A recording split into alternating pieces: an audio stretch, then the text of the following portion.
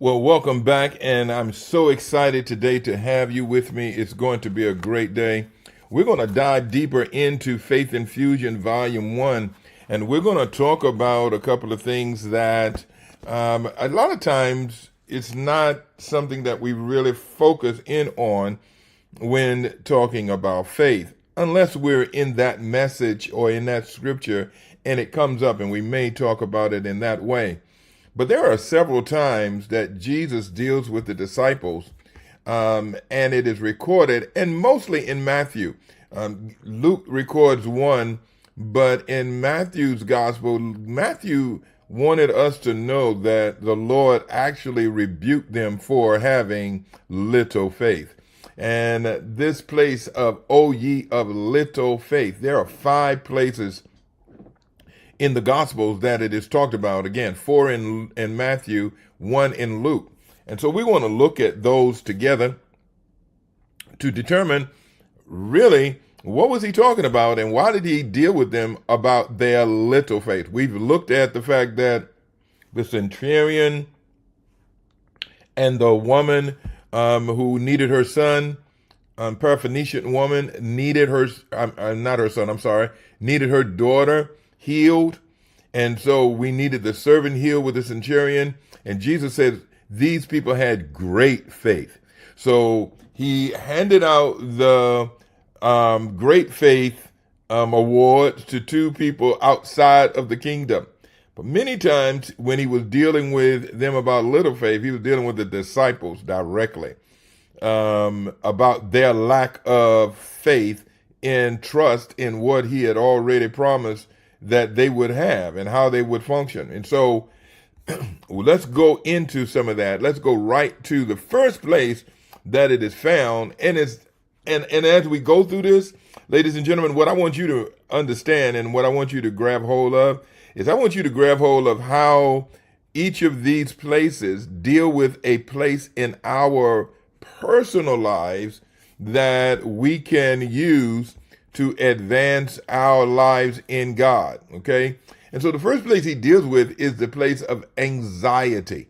Okay. He deals with the place of anxiety, where he's dealing with the fact that, look, you can't increase your life by thinking about how to increase your life. That's what he's dealing with. He said, no thought.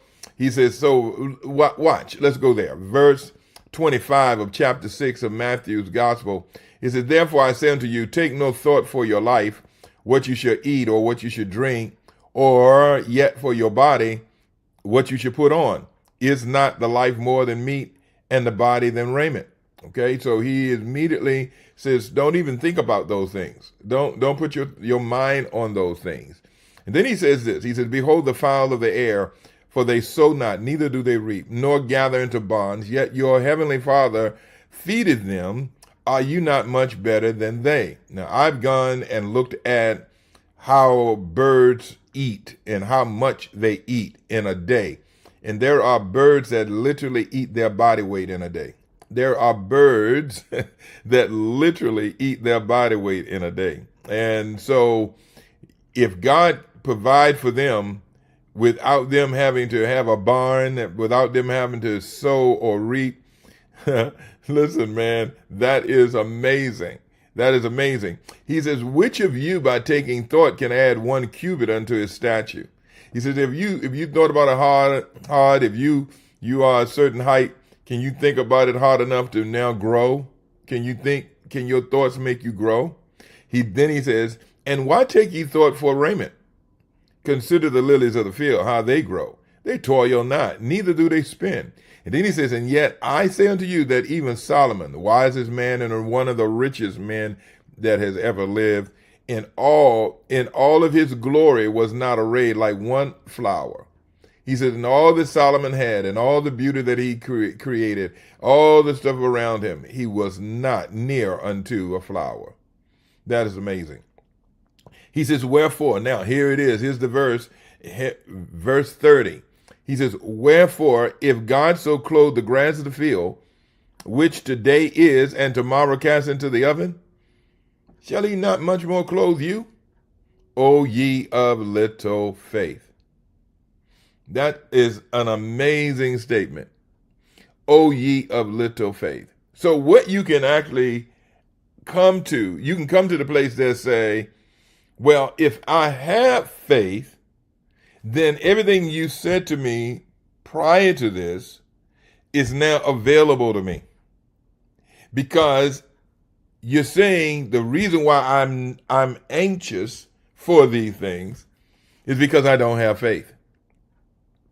And if I can then turn that around so that my faith is working, I don't have to worry about what I'm going to eat. I don't have to worry about what I'm going to drink. I don't have to worry about what I'm going to put on. I don't have to worry about my stature in life. I don't have to worry about any of those things. I don't even have to worry about my beauty. Why? Because I trust you. Okay? O ye of little trust, we could say, in God. Remember, the whole premise of this teaching is have faith in God. Not in things, not in stuff, not in anything. Have faith in God. And when we put our faith in God, now we are functioning in the right way. Have faith in God. Okay? That's it. Have faith in God. Then out of there, God is going to take care of you. Because what Jesus is dealing with here is that everything you may want, God is providing in one shape, form, or fashion to something else. Okay? You're looking for meat, drink, da-da-da. He said, I'm feeding the birds. I'm feeding the birds. They don't even have to sow nor reap. They don't have to gather in the barns. I'm feeding the birds. You every day going out trying to find your own, but I'm feeding the birds. You're trying to become something. You're trying to become something in the world, or you're trying to be beautified and look this way, that, and the other. And he says, and as great as Solomon was, I make flowers that's more splendorous than he was in everything that he's doing. Excuse me, ladies and gentlemen. I'm sorry about that.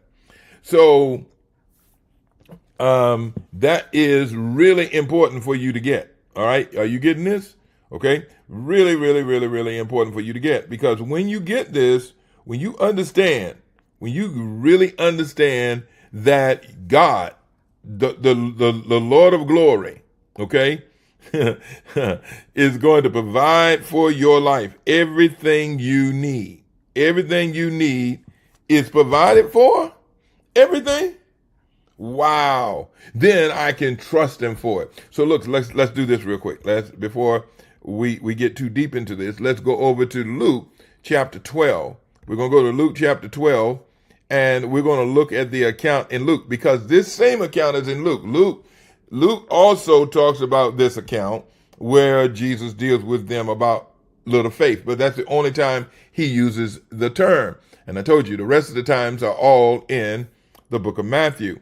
So let's go right here to Luke chapter 12, and let's start at verse 22. Let's read down there as well.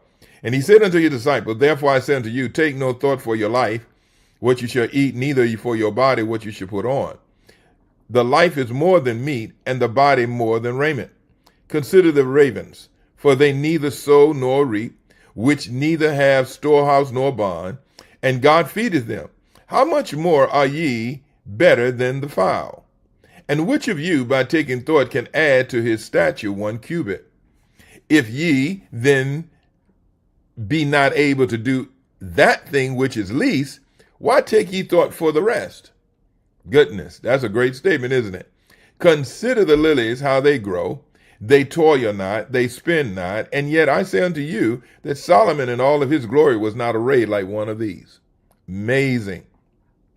Here is the verse 28. He says, if then God so clothe the grass, which is today in the field, and tomorrow cast into the oven, how much more will he clothe ye, O ye of little faith? You know, he's not just talking about clothes in either of these passages where he dealt with clothes. He's dealing with, he can take care of your entire life. Okay? Your entire life. But look at what as Luke says. He says, and seek ye not what you shall eat or what you shall drink, neither be ye doubtful mind, of a doubtful mind. And that is the issue. Are we of a doubtful mind? Have we come to the point? And really what you're saying in anxiety, is that God cannot take care of the situation. That's the entire thing you're saying when you're anxious. Now, we won't verbalize that. That's the thing we won't do. We won't verbalize it, but that is exactly what we are saying. We're basically saying, God, you can't take care of this, and I'm anxious about it because I've got to do it, and I don't necessarily know how I'm going to take care of this. I don't know how I'm going to do this, but I know I've got to do it because, God, you can't do it. You have no ability to handle this. None. And so that's where the anxiety comes from. Now, you know the Bible tells us to be anxious for nothing. But with prayer and supplication, come on, make your requests known unto God. Forget all about the thing. Go to God. Have faith in God. See? Have faith in God.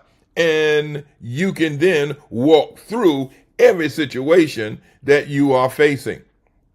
Not only that, you're able to accomplish things that you never thought that you could accomplish. And God gives you the credit for accomplishing them, even though he did it all. He gives you the credit. He gives me the credit when we trust him. All we got to do is trust him. So let's go to the next place where um, the disciples are having problems with their faith, and Jesus rebukes them for having little faith.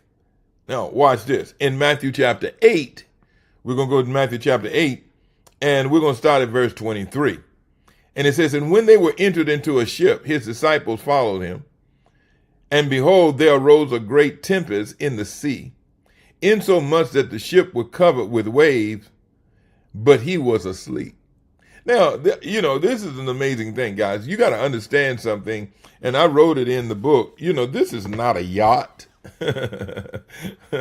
This is not a yacht. He's not down in some cabin where there is no water hitting him and no wind, and no, he is in the back of this boat. He may have some blankets over him, but he's in the back of this boat. Believe me. If all those waves and all that stuff, it is hitting him as well. He gone to sleep. He went to sleep in the midst of the storm. He went to sleep in the midst of the storm. And then his disciples came to him and awoke him, saying, "Lord, save us, we perish." Now, I also put this in volume 1. I asked the question. This is my question. What did they want him to do? I've asked our congregation this same question. What in the world did they want him to do? Because what he did,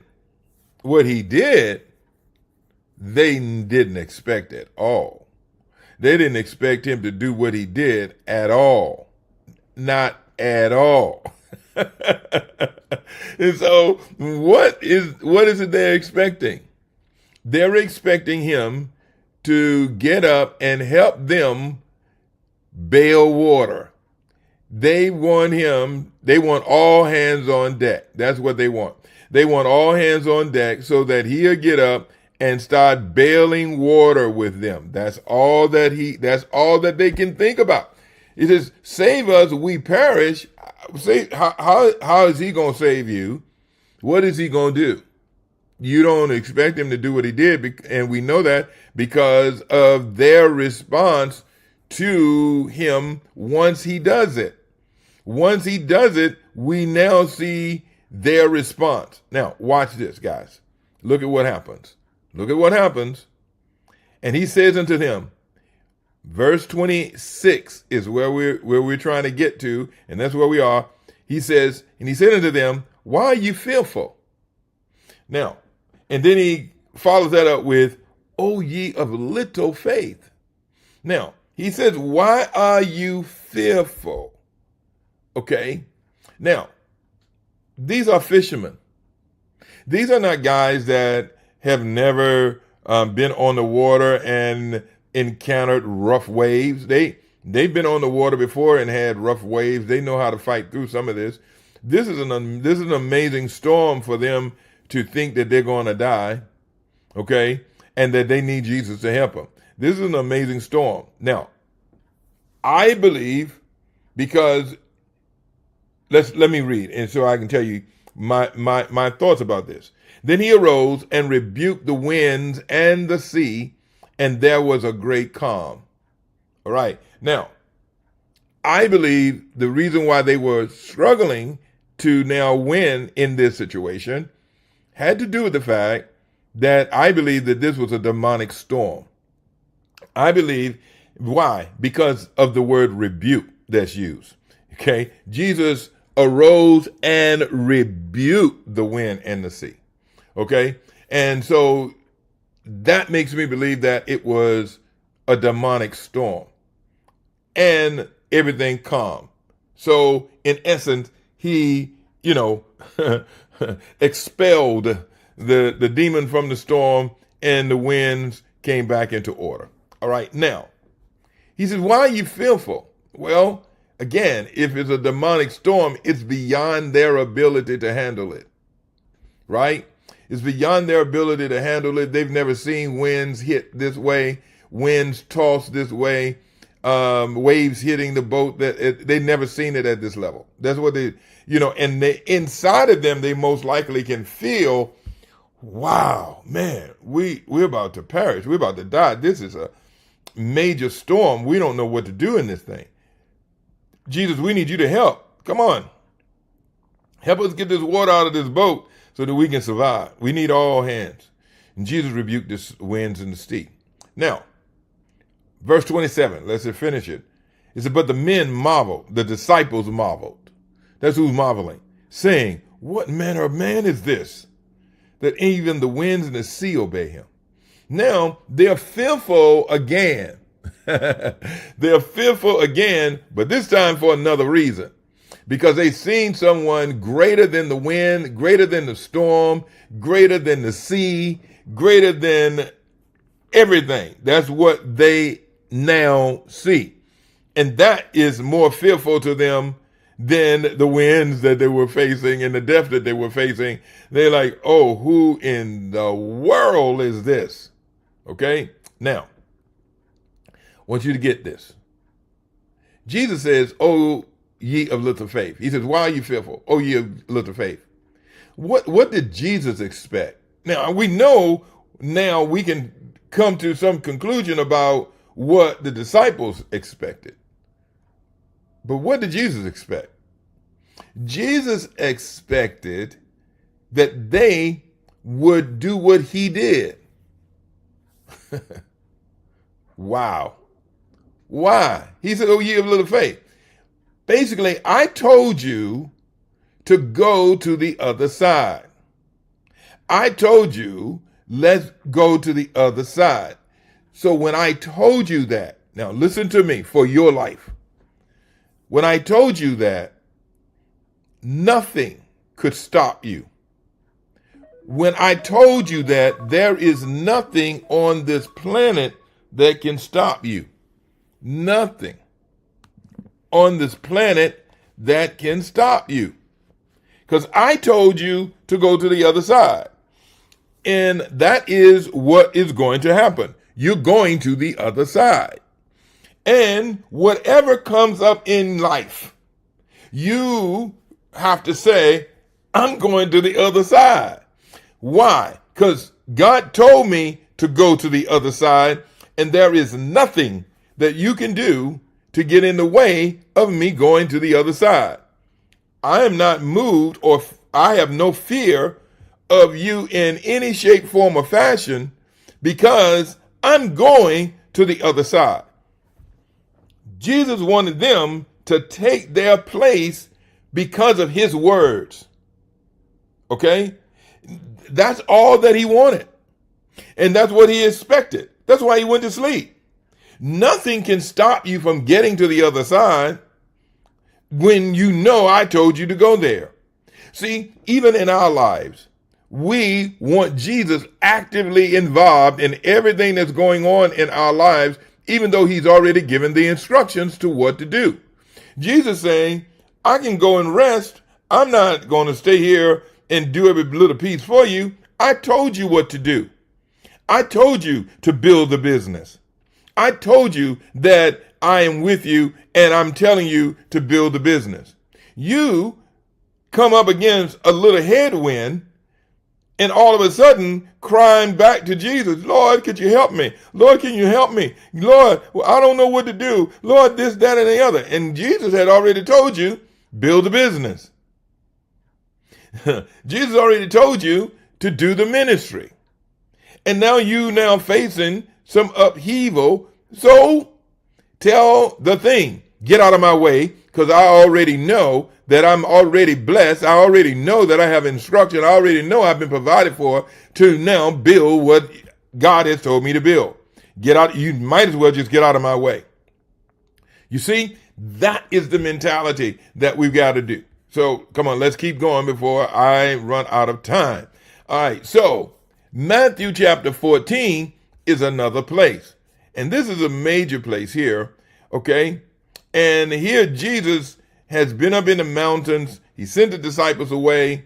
And now he's been up in the mountains praying. And in the fourth watch of the night, the Bible says in 14:25, and in fourth watch of the night, Jesus went unto them walking on the sea.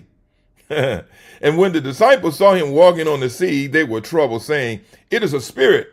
and they cried out for fear. But straightway Jesus spoke unto them, saying, Be of good courage, or be of good cheer. It is I, be not afraid. Okay? Peter answered him and said, Lord, if it be thou, bid me come unto thee on the water. If it's you, let me come. Let me do this. And he said, Come. And when Peter was come down out of the ship, he walked on the water to go to Jesus. And when he saw that the winds, they were boisterous. Now, listen, guys, the same wind that was in that other story of Jesus being in the back sleep, these kind of winds came up. He was afraid and began to sink. He cried, saying, Lord, save me. Now, you think he can't swim? Hello, somebody. Peter is a fisherman. Can Peter swim? Yes, he can swim. So what is he talking about? Lord, save me. Just swim. Okay? It's that kind of wind again. It is that kind of wind again. It's those kind of waves again. Those same kind of waves. Okay? The same kind of wind. These are demonic. This is not just wind, not just waves. It is demonic. I believe it came up, and he looks at that and he sinks. And immediately Jesus stretched forth his hand and caught him and said unto him, O thou of little faith, wherefore didst thou doubt? Wherefore did you doubt me? And when they were come into the ship, the wind ceased. Now, they walked. Well, let me read 33. Then they that were in the ship came and worshiped him and saying, Of a truth, thou art the Son of God. Okay, now, this is amazing because they walked on the water and in the waves, y'all. He didn't calm it. He just let it stay. He just let it go. So listen. Why did he say, Oh, ye of little faith, where did I doubt? I told you to come. It is just like me telling when he told them, go to the other side. I told you come. There is nothing, I don't care what comes up, that can stop you from coming to me. When I say come, that's it. One word, come. That's all he had to walk. He had to walk on the word, I'm going to come. Coming to Jesus. Are you hearing this? Get this in your spirit. When you get the word, you move like that is it. Nothing can change it. Nothing can get in the way. Nothing can interfere with it. Nothing can make this not be so. Everything that God has said is so. Everything that God has showed is so. It's going to work just like he said. Jesus said, Oh, thou of little faith. Little faith, where did you doubt? Why did you look at those winds and those waves? Why did you take your eyes off of me? Which many have talked about many times. We talk about taking our eyes off of Jesus, but we don't talk about, listen, when we're in the midst of that storm ourselves, when we're in the midst of sinking ourselves, when we're in the midst of being afraid ourselves, when we're in the midst of saying, I know I heard God tell me this, but look at what's happening. Look at all of the things that's happening. Okay, you've heard those stories. All this stuff that's going on, it is so bad. And God will allow us to walk through the waves and the storm, the winds, and the tossing to and fro. He'll let you walk right through it. He'll walk right through it. He'll let you walk all the way through it until you get to your destination. He'll let your destination be the thing that calms it, not, come on, not the fact that he calms it before. He'll let, when you get there, all of the stuff go. You go, how in the world did it go away so fast? It went away so fast because of the fact that you have now made your destination. So now let's do the last one, which is Matthew 16:8. In Matthew 16:8, you know the story. Jesus is dealing with the leaven of the Pharisees. The disciples who had gone away, and let me read verse 5. It says, and when his disciples were come to the other side, they said they had forgotten to take bread. Jesus said to them, take heed, beware of the leaven of the Pharisees and the Sadducees. And they reason among themselves, is it because we have not taken no bread? Which when Jesus perceived, he said unto them, O ye of little faith, why reason ye among yourselves because you have brought no bread? Do you not understand, neither remember the 5 loaves and the 5,000, and how many baskets ye took up? Neither the 7 loaves of the 4,000, and how many baskets you took up? How is it that ye do not understand that I spake unto you not concerning bread, that you should be aware of the leaven of the Pharisees and the Sadducees? Come on. They got all hung up because he said leaven, and leaven had to do with bread, that they forgot about what he had already done. Ladies and gentlemen, let me say this to you really good as we end today. Many times we forget what he's already done, and he may have done it more than one time. And then the new situation arises, may not even be the same, but it's similar. And we get hung up in our own souls because we are not functioning in faith. Ladies and gentlemen, it is time. Function in faith. Know that what has been said, you can do. Know that when God gives instruction, it is done. Move in that. Know when you hear something in your spirit, you can now look at the record of what he's already done so that you can now use that record for your faith in this hour. I'm hoping that this helped you. Listen, we don't want to be those of little faith. We want to be full of faith, persuaded in faith in every way. In Jesus' name. So God bless you. Thank you for being with me. Have a great one. Hey, please share. Please like. We love you. Have a great one. Goodbye.